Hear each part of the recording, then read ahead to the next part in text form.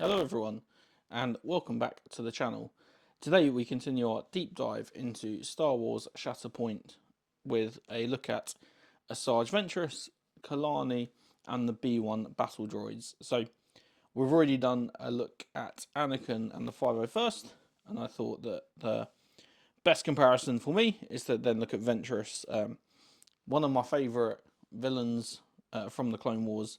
I actually really like her, and I'm actually a lot more excited to play her than I am Maul, amazingly. So let's take a little look at what's inside. So we'll start with Asajj Ventress as the primary unit here. So she has got a total of 8 squad points to spend and contributes 3 icons towards the Force.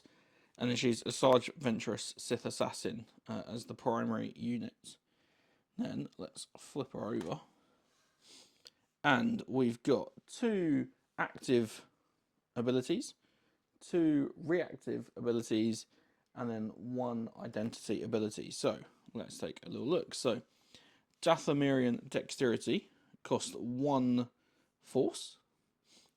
Each unit in this, or each character in this unit may jump. So again, using the small tool to move up to any elevation. This unit may use this ability 2 times during its activation instead of the normal 1. So we can do a jump to get her really kind of out of harm's way. We've then got her second one, Force Push, which is going to cost 2 force. So choose a character in this unit and an enemy character within range 3 of that character. Push the chosen enemy character 3 away from the chosen allied character. So I'll first look at Force Push as an ability.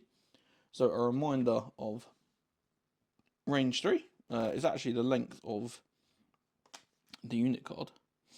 But obviously you can push her away. That's a real great opportunity because obviously let's bring them out. So Ventress could force push away Rex, for example, who is at range 3, and can push Rex range 3 away, which then means that Rex is going to be well outside of range 5, not going to be able to strike back at all, and obviously a great way to get out of engagement and things like that as well. So that's quite nice. Obviously, just a reminder that you can't force push off of an elevation.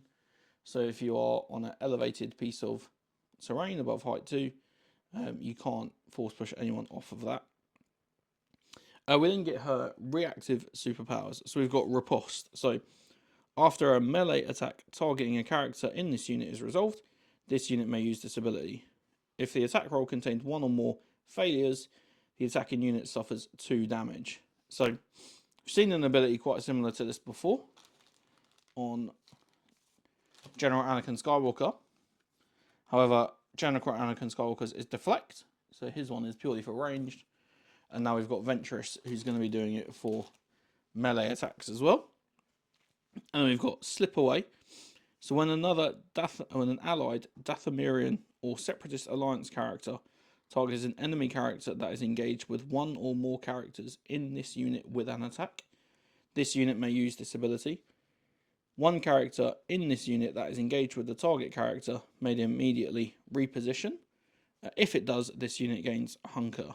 So, bit of a mouthful, so let's kind of break it down and try and see if we can lay it out on the table. So when another allied, Dathomirian, or Separatist Alliance character targets an enemy character that is engaged with 1 or more characters in this unit. So you would have, let's just, Anakin Skywalker engaged with, they'll be at range 2, engaged with Ventress. So when another allied Dathomirian or Separatist Alliance character, so let's just bring out Kalani, who we're going to look at in a second.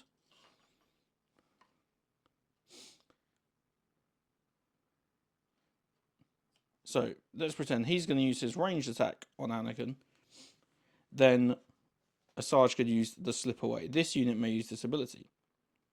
1 character in this unit that is engaged with a target character may immediately reposition. So Ventress could then hop completely out of the way and then gain a Hunker token. So quite nice. She's probably not going to be someone that you're going to want to be going toe-to-toe like that with someone like Anakin Skywalker, and you're probably going to want to utilise her dexterity and slip away in order to kind of bounce in, swing your lightsabers around a bit, and then bounce straight out. And then we've got the identity ability. So, Sith Assassin. When a character in this unit wounds an enemy unit, after the effect is resolved, that character may heal 3. Wow. If a wounded primary unit or secondary unit, it may also advance or jump. If it wounded a primary unit, refresh to force. Wow, so she is going to be one of knocking all sorts of wounds on primary units particularly. So that's you've got potentially the ability to heal 3 and then do an advance and then refresh to force as well. So really kind of really nice heals there. So someone that you're probably really going to want to kind of jump in, do a melee attack, and kind of get out of there as quickly as possible. If you think that we're going to heal 3, and if it's a primary unit, we're also going to advance or jump, and then also refresh to force, which would be incredible. She has got 9 stamina, so not as tanky as some of the other characters we've seen, and then a durability threshold of 3 as well. So not as tanky as some other people, but we'll see if she makes up for that with some of her defense dice or anything like that when we look at her stance card.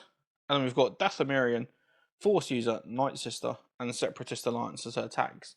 So it'll be really interesting to see when we get Mother Talzin, Savage, and the Night Sisters released, what sort of cool synergy that they've got between those as a unit.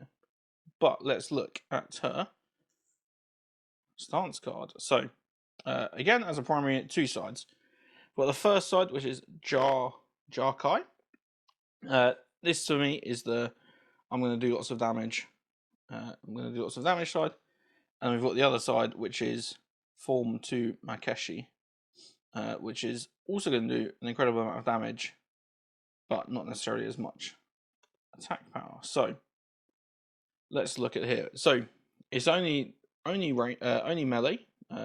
As she's just got lightsabers, but she's going to roll 8 dice, 8 attack dice, 6 defense dice, and then 5 defense dice against a ranged attack. We've got her expertise shot here. We can see that with her lightsabers in engagement on 1 to 3 expertise, she's going to produce another critical and a hit. On 4, she's going to produce 2 crits and a hit, and on 5, she's going to produce 2 crits and 2 hits. And then defensively, she's going to have on number 1, 1 block, and then turn a crit to a hit, 2 blocks and turn a crit to a hit. And then for 4+, it's 2 blocks, turn a crit to a hit, and a hit to a failure. So I think if you've only got 5 dice, and if you're managing to roll 4+ expertise, then that's really awesome. Not exactly the most likely thing to happen, but you never know, and that's a really nice way of being able to stave off some damage there. And then we look at her attack. So she's got obviously 2 parts in the combat tree. We start at the top, and the top is pure damage. So 2 damage, 2 damage, 2 damage on her first 3 successful strikes.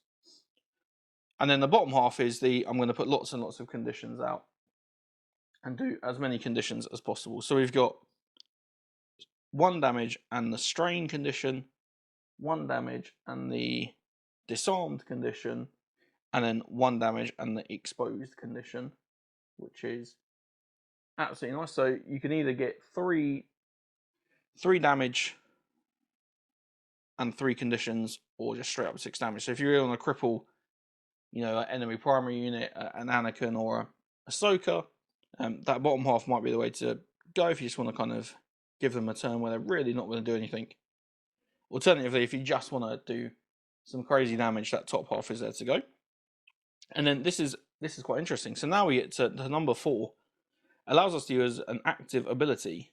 So do you remember I was kind of saying how she wants to get in there and then get straight out? We're going to do loads of damage, and then we're going to Dathomirian dexterity, and we're going to jump away from you, whether that's potentially onto a piece of terrain that's a bit further away, or just to kind of get out of an engaged piece. But that's obviously very nice to be able to use one of them. And then the final two, we've got more damage, so an extra 1 damage, and then 2 damage and a pin. So in the best case scenario, she's either going to put out 2, 4, 6, 7, 8, 9 damage, use an active ability and pin you, or she's going to put out 6 damage, but give you what I think is every different type of condition that are currently in the game. You've got strained, disarmed, exposed, and pinned. So you are going to get all 4 of those in her best case scenario. So that is her uber aggressive. I'm going to do lots of damage to you. Let's see, hypothetically, if she rolled 8 dice, what would we be looking at here? Oh, we're looking at a good roll here. So crit, crit, crit. Obviously, these are just random. 3 crits, 4 hits, and 1 failure. And let's just say that we're going up against 5 defense dice. 5 defense dice seems a relatively normal. So this is how well I can roll. 2 blocks, 3 failures. So we're going to lose the two hits with the 2 blocks. We're left with 5. We're either going to do 7 damage to someone and an ability, or 4 damage, but give them a heap load of conditions. So she is can be an absolute menace. And then if we go to the other side, so form to Makeshi, so this looks a little more confusing than some of the trees that we've potentially seen before. But we drop down to 7 attack dice.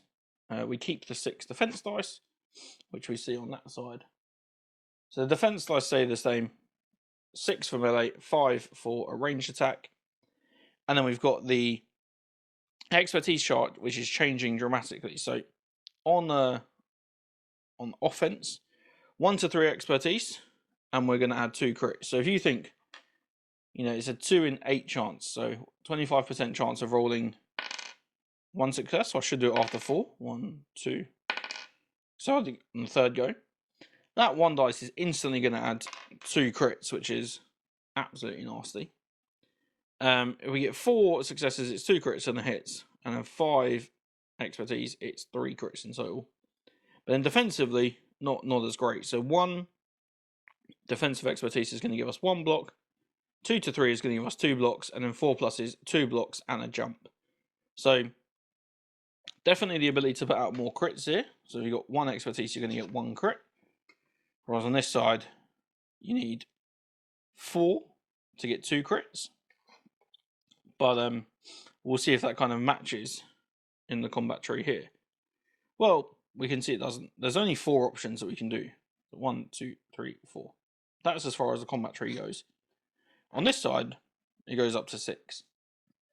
So your successes aren't necessarily going to translate into, yes, I've got 6 successes on this side. Well, we're not going to be able to go as far.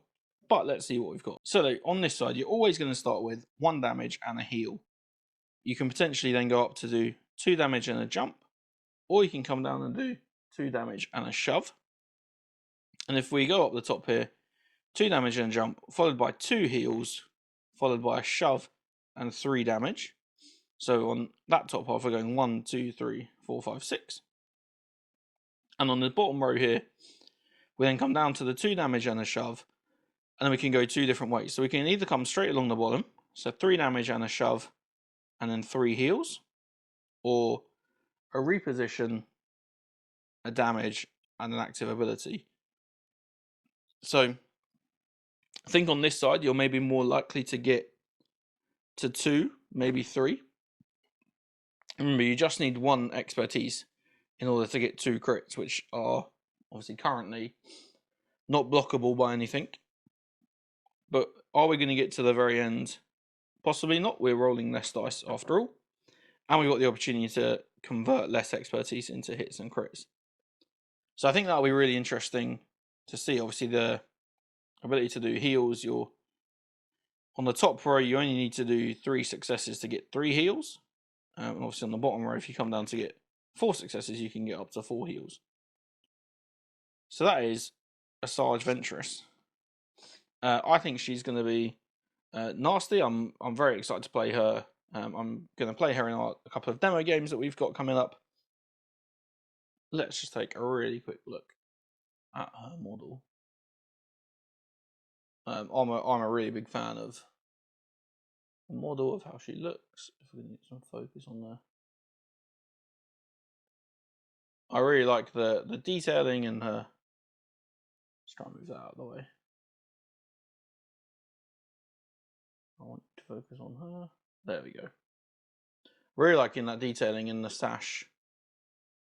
Obviously the lightsabers are cool. That's a cool little stance with her outstretched fingertips. It feels very much like, you, I'm coming for you, Kenobi.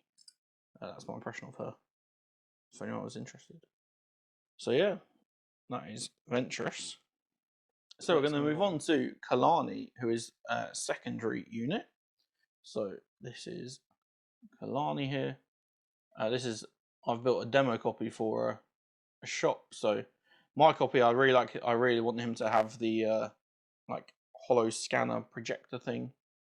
I thought that was quite cool, but as this is one for the shop, I didn't want to build 2 of the same one. The only thing I did find is he is doing his best Michael Jackson impression. I found it quite difficult to get him just to pay attention and stand up straight. So he is doing a slight lean forward, but that's okay. So Kalani is really interesting. So he is the most expensive character in the core set in terms of points cost. So he's a 5 points cost character, but Kalani, super tactical droid, as a secondary unit. So he has got the tactical ability, Roger Roger. At the start of this unit's activation, each battle droid allied supporting character within range 4 of this character may dash.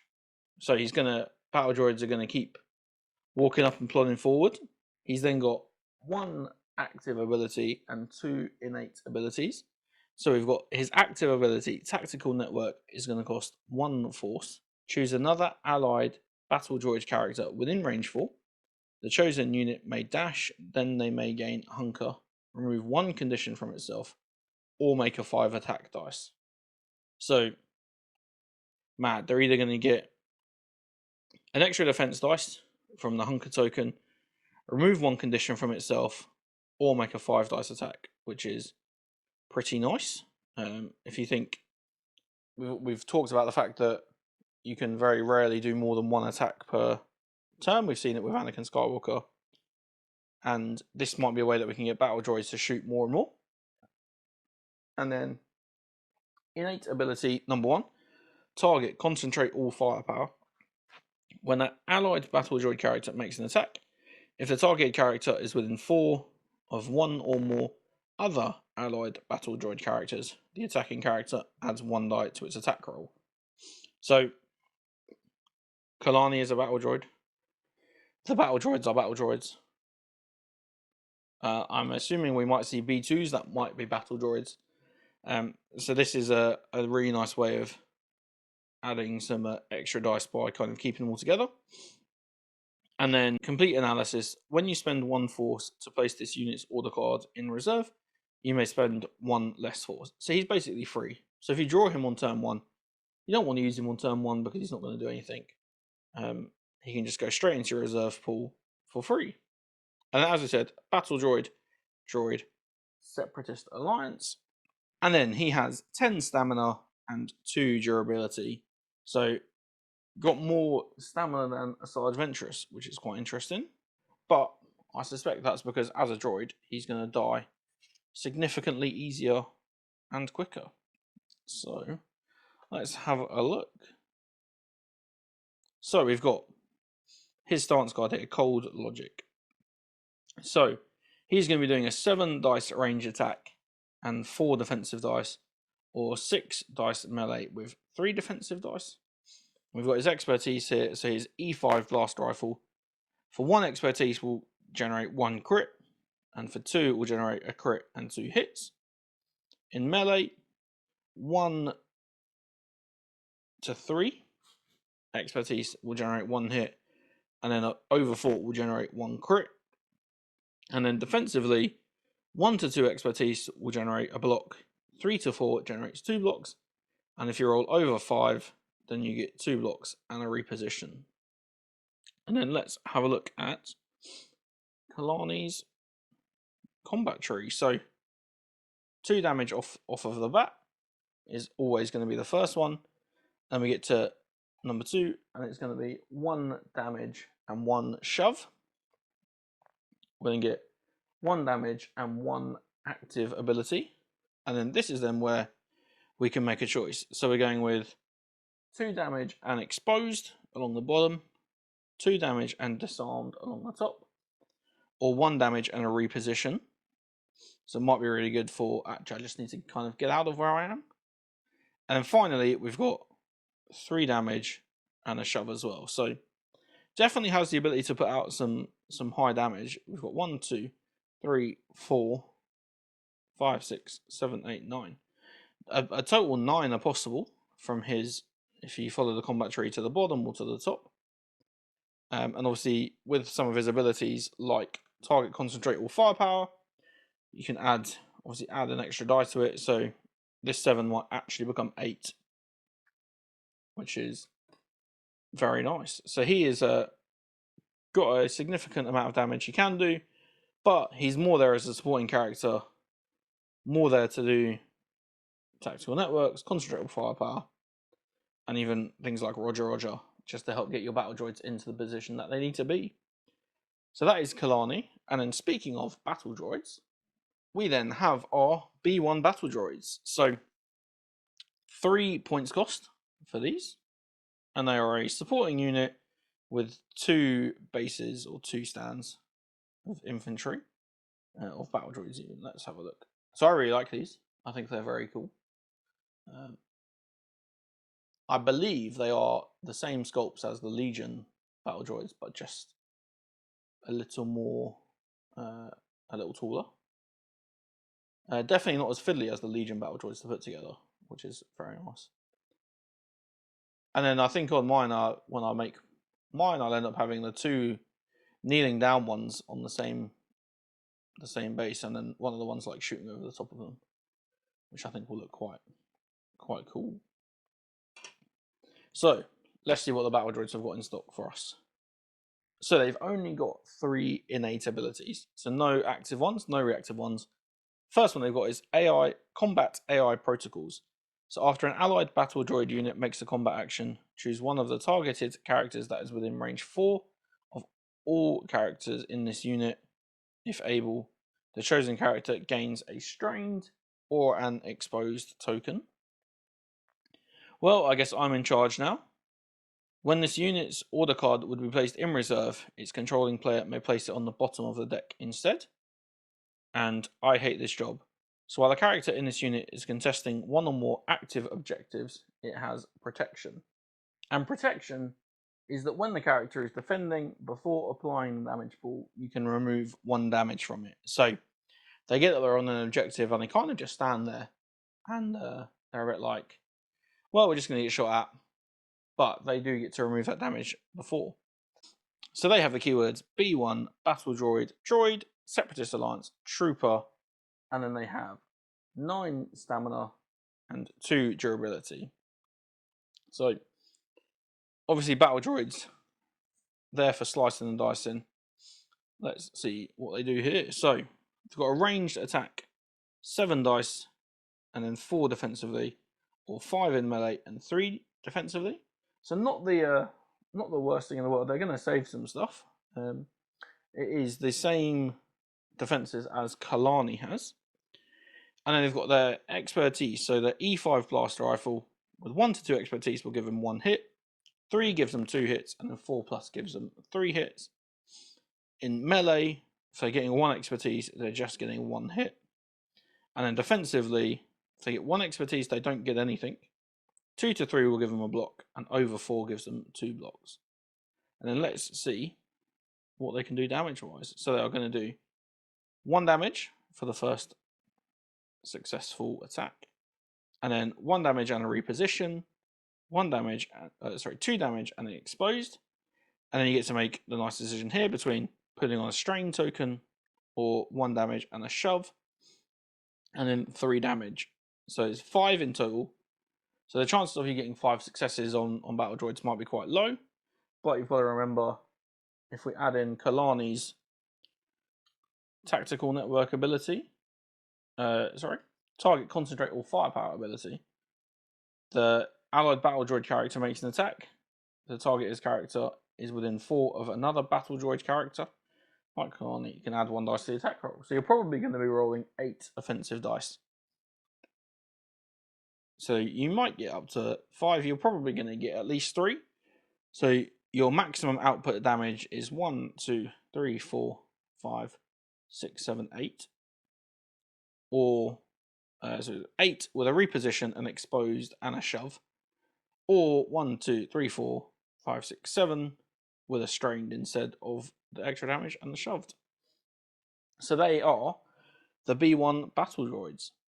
So that was a really quick rundown on what Ventress, Kalani, and the B1 Battle Droids we can expect to see in Star Wars Shatterpoint over the coming couple of months and years. As I said, something I'm really looking forward to playing as.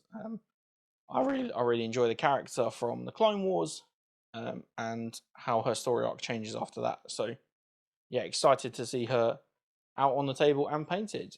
So thank you very much for checking this out. If you're still here, much appreciated. Please, any questions, feel free to drop them down below in the comments. And check out the other Shatterpoint content that we're bringing thick and fast over the next few months. Take care.